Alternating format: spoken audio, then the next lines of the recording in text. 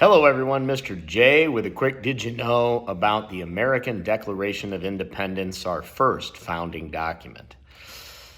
On July 4th, 248 years ago today, Thomas Jefferson, John Adams, and Benjamin Franklin had been tasked with drafting and then editing the Declaration of Independence. Thomas Jefferson took charge, submitted the first draft, and during the editing session, Benjamin Franklin noticed a problem, that Jefferson's original draft contained an extensive criticism of the institution of slavery, bringing to the attention to the Founding Fathers that slavery was incompatible with the ideals of the Declaration and the American founding principles. Jefferson was seeking to, ironically, a slave owner himself, work toward the ending of that institution.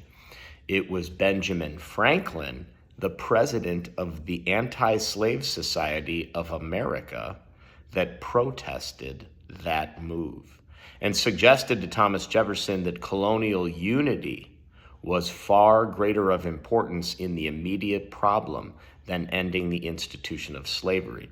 Therefore, it was edited out, and that battle would have to be fought in another time.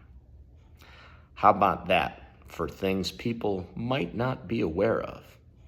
Take care, everyone.